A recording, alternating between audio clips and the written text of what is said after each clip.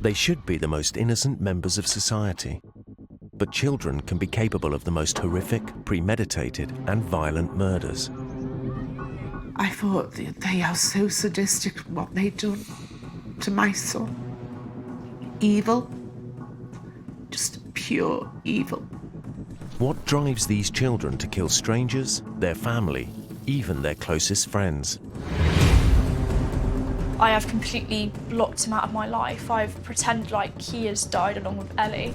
With access to police officers and their evidence, charging a 16-year-old with murder is heartbreaking because they are children, they are kids. and the insight of a leading criminologist.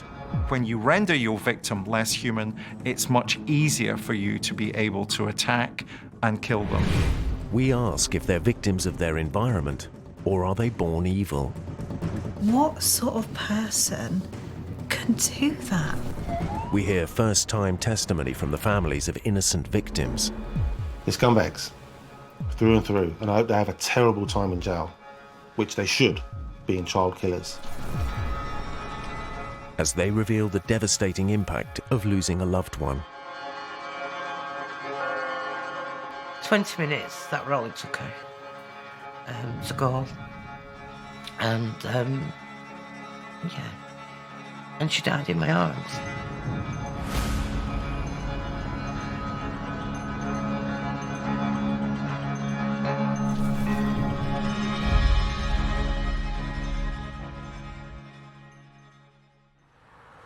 In the early hours of the 11th of August 2007, Lancashire Ambulance Service received an emergency call. I can see the ambulance, please, right here.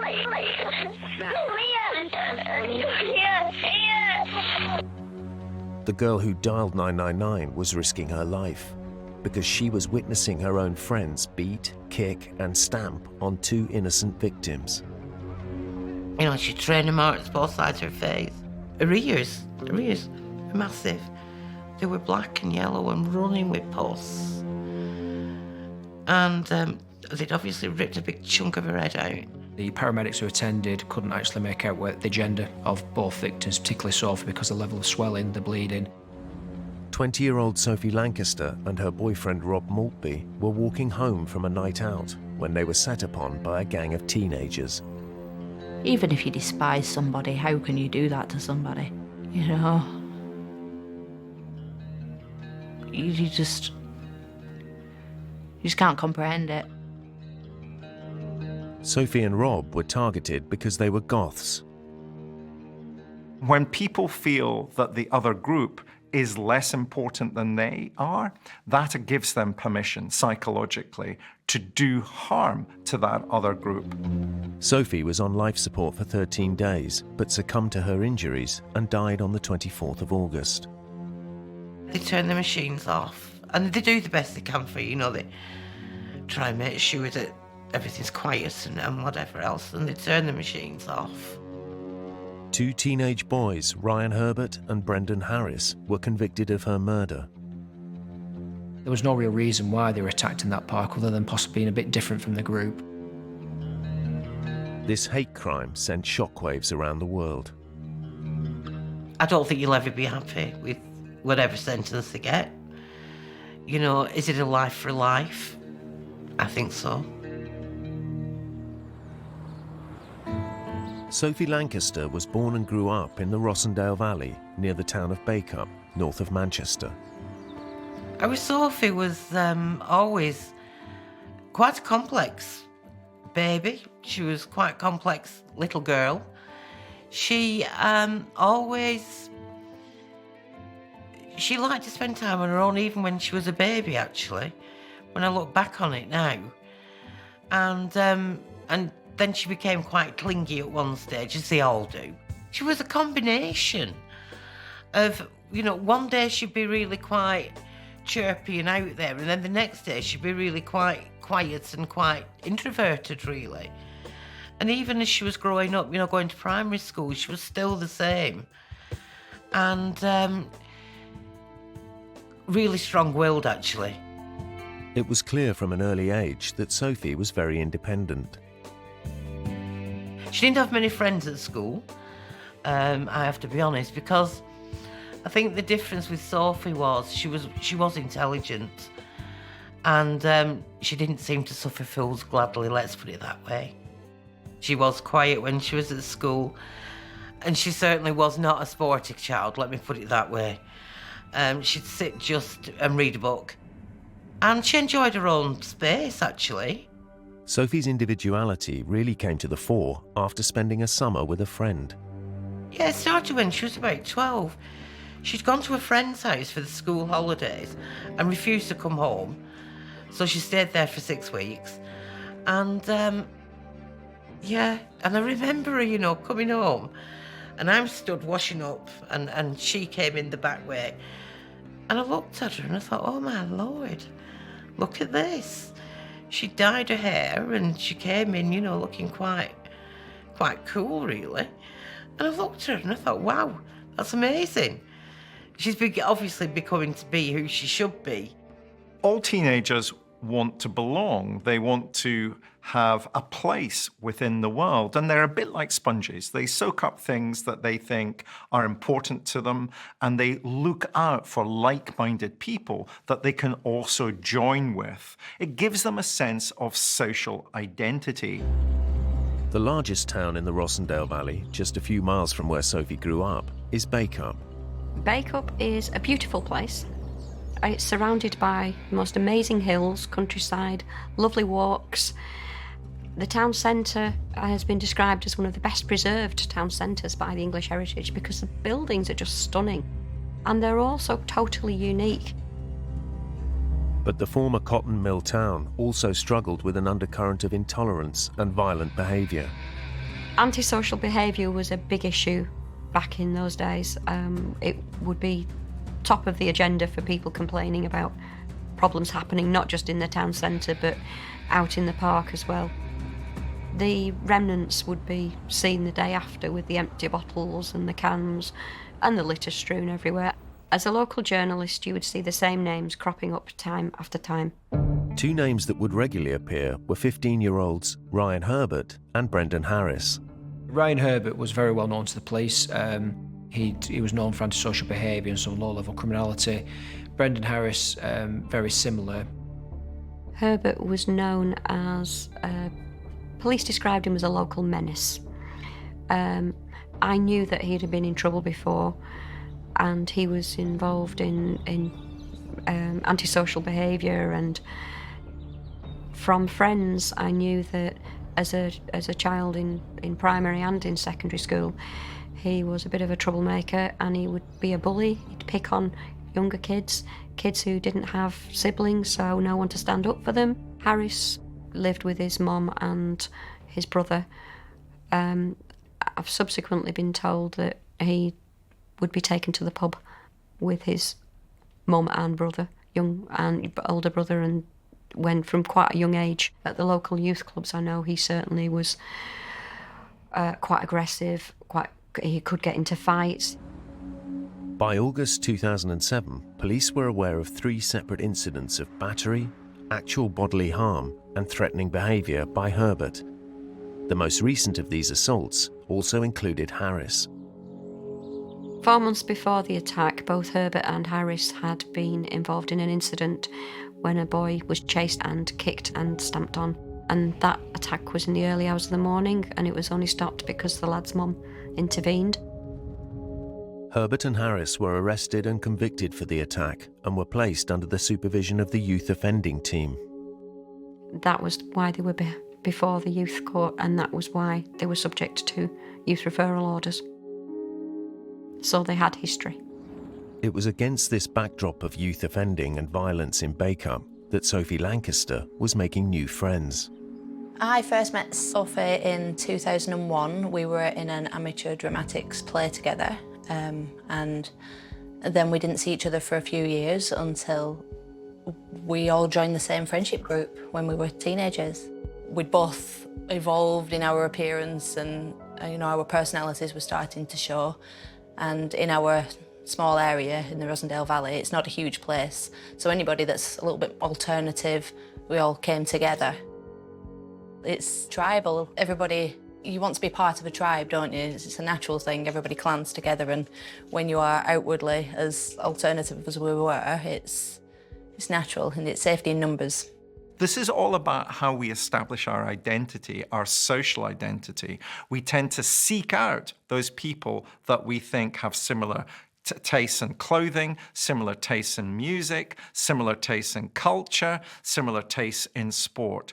We seek those people out, and we see that group of people as forming our culture, and that culture becomes stronger and stronger. But in Bacup, standing out from the crowd carried risks.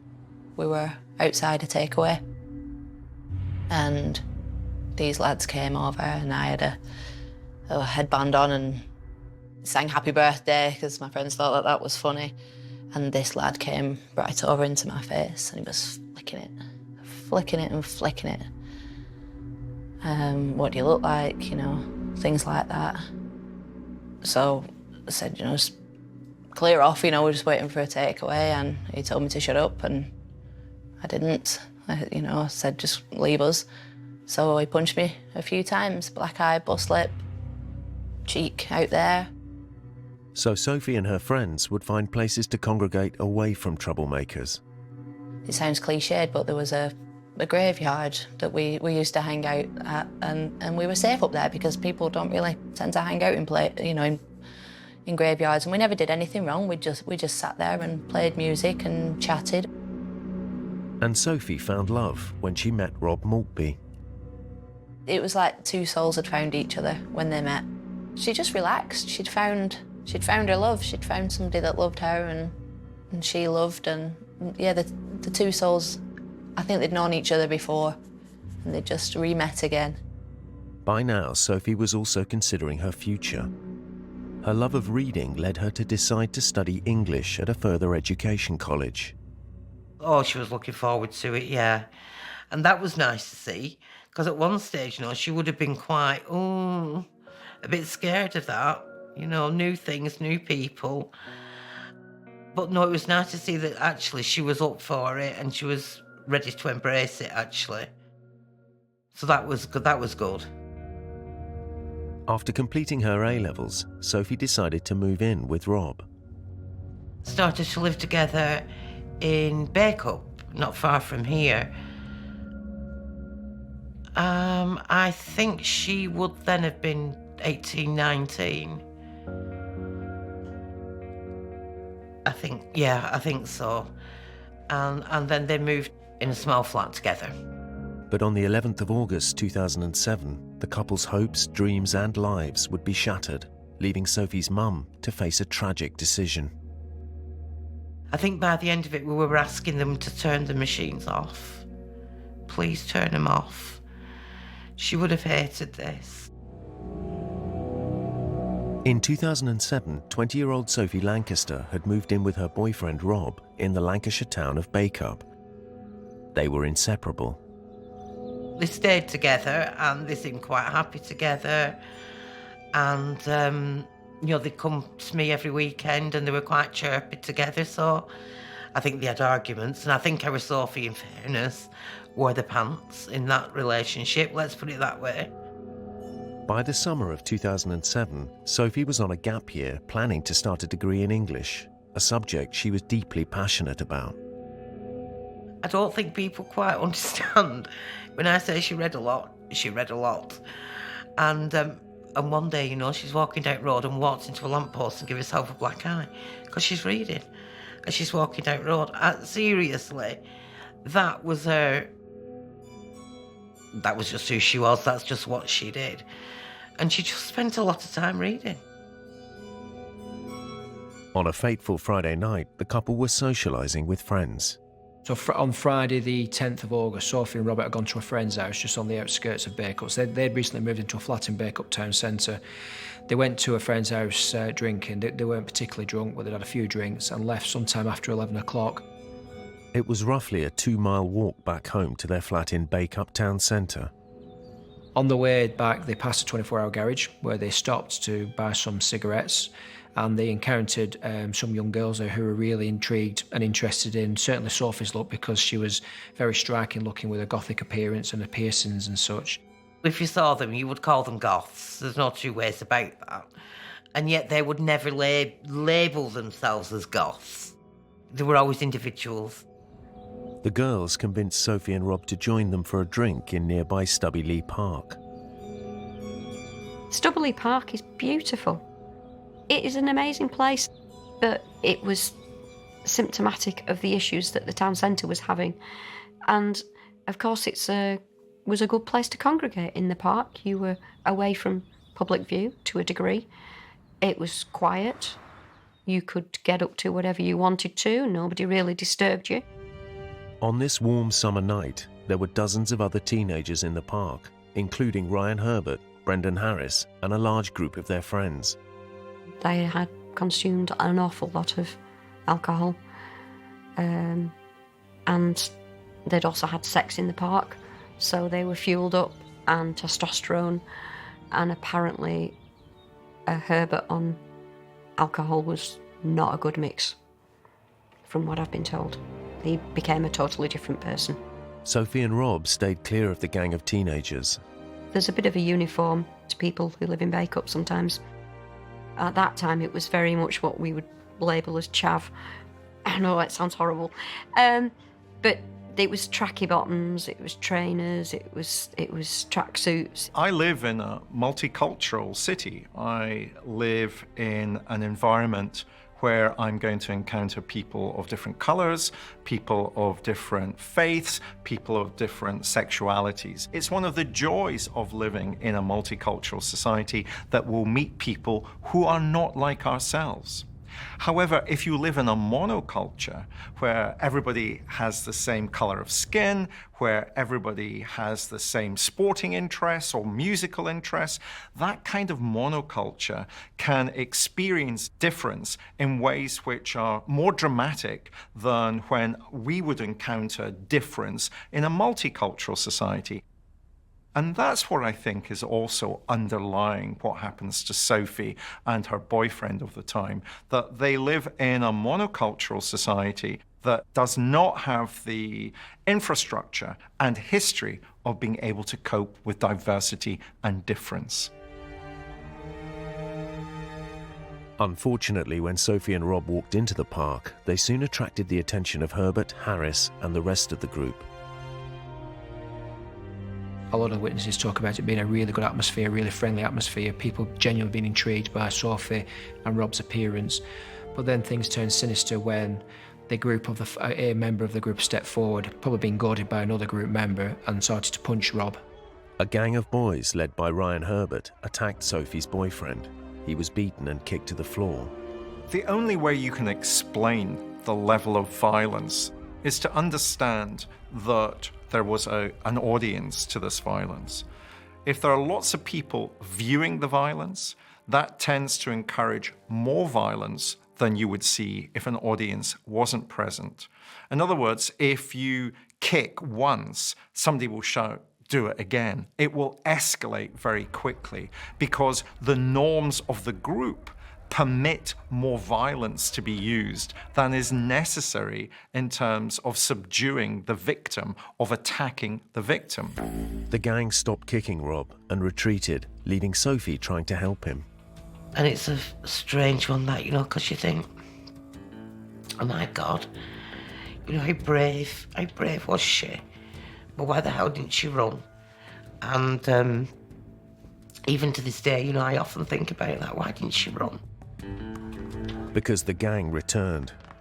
Sophie didn't see them sprinting back towards her, and she was unaware as one of them jumped into the air and drop-kicked her in the back.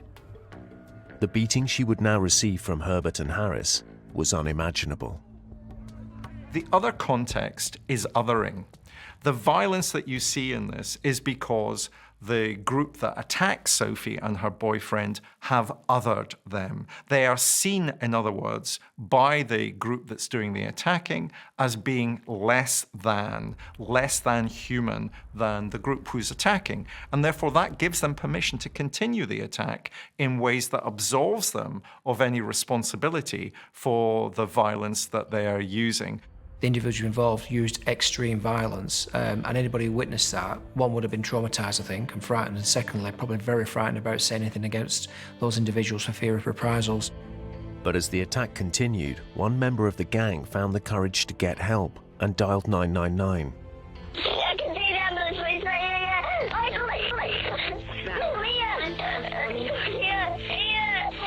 I can't see where it's going. It will do, don't worry. Calm down for me. If that attack is still happening and a girl is on the phone giving details to the ambulance service, she is also in jeopardy because she's got a phone to her ear and those kids know she's doing something and they are still attacking Sophie and Rob. And you can hear that attack in the background of that call. It's coming, please. I'm not going anywhere, but I need to calm down. I need you to be able to tell the paramedics if it's anything. You can tell them, but you stay calm. By the time the ambulance arrived, the attackers had fled. Paramedics were appalled by what they found. The paramedics who attended couldn't actually make out the gender of both victims, particularly Sophie, because of the level of swelling, the bleeding. Rob and Sophie were barely alive and were rushed to hospital. The next morning, unaware of events, Sophie's mum went shopping. Only when she got home did she find out something terrible had happened. You know, you open that front door, that's when your whole life changes. And you can never go back. You can't step back into your old life, that's it. You know, you're moving forward, really, into a life that you don't particularly want. It's the reality, you know. You'd rather give anything not to be in this other world. That's what it feels like. You know, because as I walk in through the door, there's a card on the floor. And I pick it up and, please ring Burnley Police Station, urgent. In the early hours of Saturday the 11th of August 2007, Sophie Lancaster and her boyfriend Rob were attacked and savagely beaten in a park in the town of Bacup, Lancashire. They were rushed to hospital, where Sophie's mum was shocked to see the extent of the brutal attack. You walk in, it's horrible, and you look, and you think, how could somebody do that to a human being and leave them and think that that's okay? And I don't know who were crying most, actually, me, your dad, your brother. The nurse was crying. And, you know, she had trainer marks both sides of her face. Her ears were massive. They were black and yellow and running with pus. And they'd obviously ripped a big chunk of her head out. And she had a long neck, and it's black, and it's crinkly and shiny like a bin bag. And the only other marks on that girl's body, up both arms and up both legs, and one on her back. The one on her back is where they booted her across the tarmac, and she'd obviously tried to defend herself. But everything was on her face. Everything on her face, on her head. And I've never seen anybody who's been beaten up. It was shocking, really, really shocking. Initial assessments suggested that Sophie's injuries were not life-threatening. Our Sophie had CAT scans done on her brain. There were no fractures, no breakages. And so the first day they said, oh, she'll be fine, you know, come back tomorrow and we'll take her off the life support and she'll be fine. You think, oh, okay. You go back the day after, you know. And I'm just walking in, actually, as they're taking her off the life support. And they have her sat up and she's spewing up. And she's going, no, no. And she's making movements with her hands like that. And it's funny, you know, I'm not very medically inclined at all. But I do remember watching and thinking, God, that's not right. It's not right. As medics worked to stabilise Sophie, detectives ramped up their investigation. On the first Saturday, we probably spoke to in excess of 30 young people, some of which had been within that location at the time, some of which hadn't. But from that, we could build up a network of associations of individuals who were friends with other individuals. And as a result of that, we got quite a significant list of individuals who could have been at that scene. And then we started with a meticulous inquiry of actually visiting all those to see what they knew. Despite quickly identifying many of those in the park that night, detectives were faced with a wall of silence. What we did encounter, though, is that a lot of people were very frightened of speaking out about what had happened because they didn't want the same thing to happen to them, bearing in mind that this was an extremely violent event. But people were talking to the editor of the local newspaper. I went out into Bacup and people knew about it, and people were already telling me names of people involved. But people were very cagey and they were wary, but it was the talk of the town. When you're trying to investigate a case, any case, but especially a case involving young people, and especially in investigating a case where you've got to interview a group of young people, what you've got to do is establish rapport with people within that group. And by establishing rapport, I mean that the police have got to convince members of that group that they, the police, can be trusted. Information can be given to them. But some of the witnesses in the park that night eventually found the courage to speak to detectives. Police made 5 arrests, including the apparent ringleaders, Ryan Herbert and Brendan Harris. Well, initially, the 5 suspects that were identified as a result of speaking to witnesses were initially arrested for grievous bodily harm. They were all charged with grievous bodily harm on both Sophie and Robert Maltby. The 5 boys were released on bail awaiting trial. But in hospital, while her boyfriend's condition was improving, Sophie was not responding to treatment. Your emotions, it's like a roller coaster. And the doctors are keeping you informed every step of the way. You know what's going on. And it must have been probably the 4th or the 5th day. And they got us in and she's brain damaged. Okay. And so they have her sat up in bed. And it's funny, her little dreads and but her eyes were tracking side to side, and there's nothing there, nothing at all. Sylvia decided to share her daughter's plight with the world. Right from really, after she'd been attacked, more information was coming out about what happened, and then Sylvia released a picture of her in hospital, and that picture of her in hospital just, it just speaks for itself, what kind of ordeal she went through. But yeah, the details that just kept coming out. Even if you despise somebody, how can you do that to somebody? You just can't comprehend it. Realising that Sophie might never recover from her injuries, detectives made an unusual decision. And this might sound really insensitive, but we couldn't really wait for Sophie to die to have a post-mortem, because by that time some of those external injuries may have well healed. So it's quite a tricky decision, but a decision that we reached with the agreement of the family, who were very supportive. I did take the unusual step to have a Home Office forensic pathologist examine Sophie while she was still alive in hospital. Now, this was unusual because clearly a Home Office forensic pathologist deal with deceased individuals, but whilst medical staff are very good and are experts at saying what the injury is, a Home Office forensic pathologist can tell us from an expert point of view how an injury has been caused. The pathologist made a critical discovery. One of the key pieces of evidence that the Home Office forensic pathologist gave is that the level of force on both sides of the head was such that it could only have been caused with simultaneous kicking. So as a result of that, it was almost impossible for one person to have caused those injuries. So if you were to think of it like a football, 2 people kicking a football at the same time, and the injuries caused were quite significant. Had it just been one person, the head or the football would have flown to one side and then the impact would have been less. So the evidence that the Home Office pathologist gave was that actually the injuries were so significant on both sides that it must have been braced by equal or similar force on the other side. And that was really compelling evidence when proving that actually there was more than one person involved. Detectives could now prove that at least 2 or more people contributed to Sophie's injuries. That evidence became vital when the case changed from one of assault to murder. I think by the end of it, we were asking them to turn the machines off. Please turn them off. She would have hated this.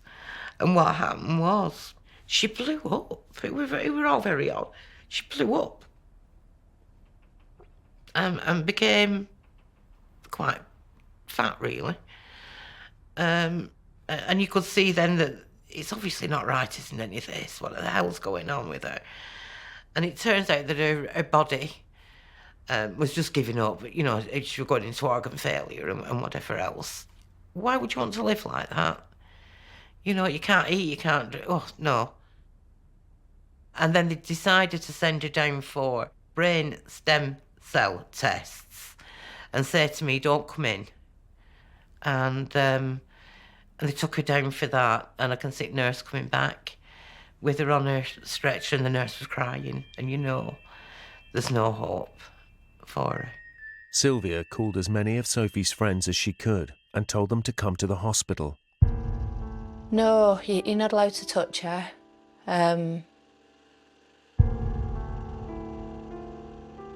You can't touch her at all. I didn't speak to her till we were going, but we were all just sat there talking about happier times, you know, just, oh, remember when, you know, remember when this happened, or did you know that? But yeah, I didn't speak to her till the end, and that was just to say goodbye, because, you know, there's nothing else you can say. They turn the machines off, and they do the best they can for you, you know, they try and make sure that everything's quiet and whatever else, and they turn the machines off. A joint decision. There were no point in keeping those machines on. No point whatsoever. And, yeah, they turned them off. 20 minutes, that were all it took her to go. And, yeah, and she died in my arms. 13 days after the attack, Sophie Lancaster died. The police had interviewed over 100 individuals while Sophie was still alive, and many had been reluctant to talk. Her death changed everything. I suppose it intensified our efforts, really, because when it became apparent that this now, you know, young lady lost her life, you know, quite needlessly, it certainly changed the dynamics, I think, of the investigation and everybody involved in it. There was many young witnesses who were very reluctant. Some of them, I wouldn't say they changed their attitude straight away, but I think, thankfully, they got influenced by some of their family members who realised that actually this wasn't just an assault that they could weather the storm and ignore and, you know, sort of not assist with. This now was a young lady who died. It had national and even international attention from media, certainly from the Goth community. And I think that influenced many family members to then put pressure, for want of a better term, on some of their young family members who'd witnessed it to come forward and give us evidence. I often say that when you're investigating cases like this, it's like shaking a tree. Initially, when you shake the tree right at the start, nothing falls down from the tree. No branches fall, no leaves fall, no fruit falls. But the longer time goes on, the more you shake the tree, the more things begin to fall from the tree, because there's an understanding that those old group loyalties aren't as fixed and as firm as you have first imagined. The investigation into Sophie's assault now became a murder inquiry. It allowed the police to rearrest the 5 boys, including Herbert and Harris. While they were in custody, their homes were searched. In terms of Ryan Herbert, we did significant forensic analysis of everyone's clothing, but we were fortunate to have Sophie's blood on his shoes and on his lower parts of his jeans, which was consistent with him either stamping in a pool of her blood or, as our case theory was, kicking her and her blood splashing onto his shoes and to her lower garments. So that was really compelling forensic evidence against Ryan Herbert. Detectives would need more evidence, though, if they were to gain other convictions for this brutal murder. I don't think you'll ever be happy with whatever sentence they get. You know, is it a life for life? I think so. On the 24th of August 2007, Sophie Lancaster's mother agreed with doctors to switch off her life support following a vicious assault. She was very peaceful, and it's a right strange thing. This is going to sound mad. It's a right strange thing. You've got that body, and you know she's there, and you know she's there. I mean, you can see it, that she's there. And then the next minute, she's not. It's really strange. It's as though, I'm not religious, but it's as though something just leaves and you just have that body, that empty shell. And that's the reality of it. Very odd. 5 teenagers, the youngest of them just 15, were charged with her murder. Witnesses had told police that 15-year-old Ryan Herbert had led the attack, and under pressure, he soon admitted his involvement. Whilst he was on remand, he rang his mother and he had a conversation with his mother, which was recorded, and we went through the right procedure to produce that as evidence. And his mother implored him to tell the truth and say that had he not attacked her, then he should tell the police that. And he replied to something to the effect that, actually, well, I did, didn't I? I did kick her like everybody else, and I am guilty. 15-year-old Brendan Harris was also charged, but the case against him was not as strong until police hatched a plan. When they were remanded in custody, we chose to place a covert listening device in a police vehicle in the back of a van when they were being transported into custody. And they did have a conversation about kicking her head like a football, so that was quite compelling evidence. Now police had the evidence they needed to convict Brendan Harris as well as Ryan Herbert. At Preston Crown Court on the 14th of December 2007, Herbert, Harris and 3 others pleaded not guilty to both the murder of Sophie Lancaster and the charge of GBH of her boyfriend, Rob Maltby. They would return in March for their trial. Even though we didn't have direct evidence of the 3 others attacking Sophie Lancaster, we charged them on the case of joint enterprise. The law of joint enterprise can be used against a gang in an attack when police are unable to prove which one of them delivered the fatal blows. When their trial began in March 2008, all 5 admitted assault. But then, out of the blue, Ryan Herbert pleaded guilty to Sophie's murder. When Ryan Herbert pleaded guilty on the first day of the trial, ironically, that diluted our case of joint enterprise, and the defence for the other 3 defendants were very keen to say, no, this is 2 incidents. In the end, 3 of the boys were only convicted of GBH against Sophie's boyfriend. But Brendan Harris was also found guilty of Sophie's murder, thanks mainly to the evidence from the Home Office pathologist. Herbert pleaded guilty to the murder, so Brendan Harris tried to say it was all him. Well, what nailed him was the fact that the pathologist said it's impossible for one person to have caused those injuries.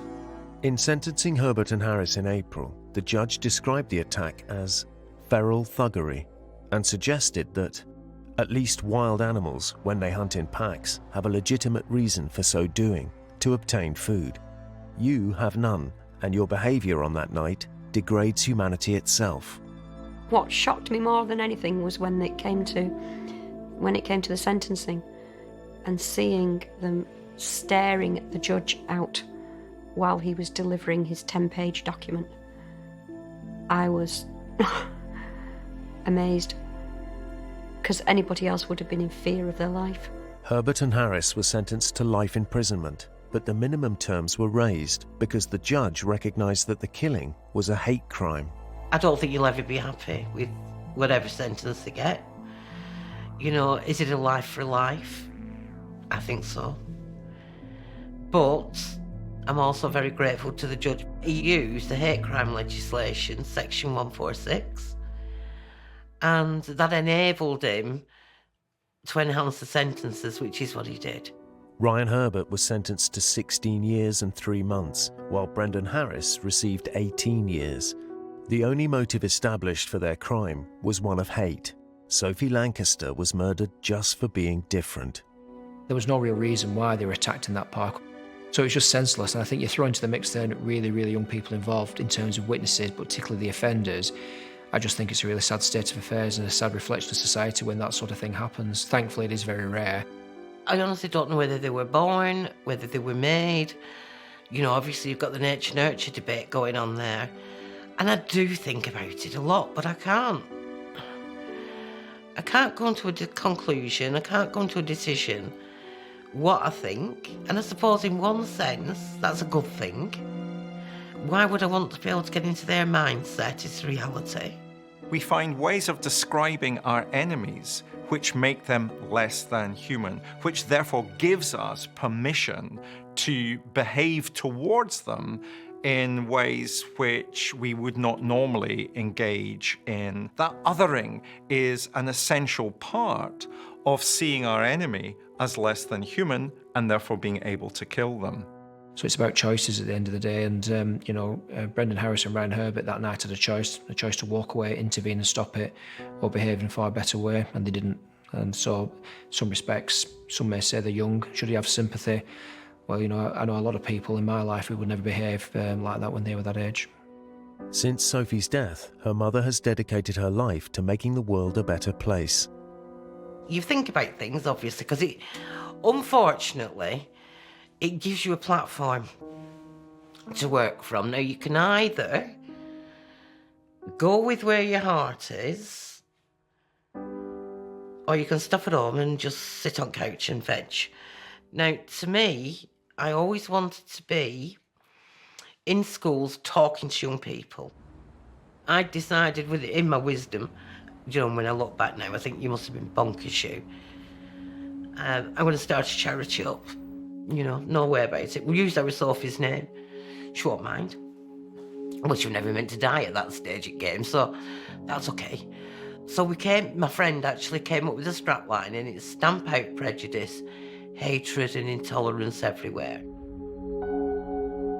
In 2013, Greater Manchester Police became the first to monitor and record hate crimes and incidents against people from alternative subcultures.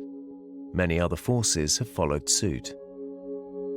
Police forces have adapted the hate crime legislation, and the world is different. Nobody is the same with the same likes and interests, so why be afraid of difference?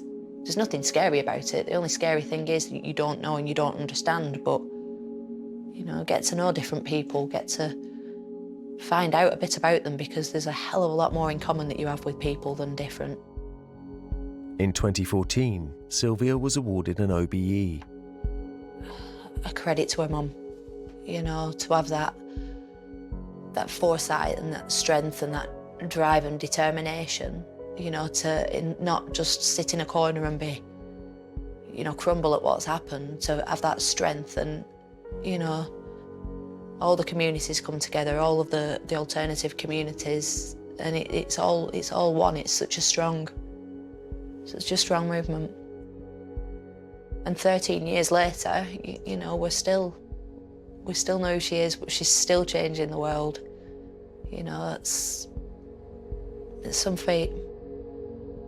Sophie Lancaster continues to forge a legacy for her daughter. Oh, I've no intentions of stopping, actually. No, I will carry on until I drop dead, really. And as long as I can keep getting that message out there and people will listen, that's where I'll be.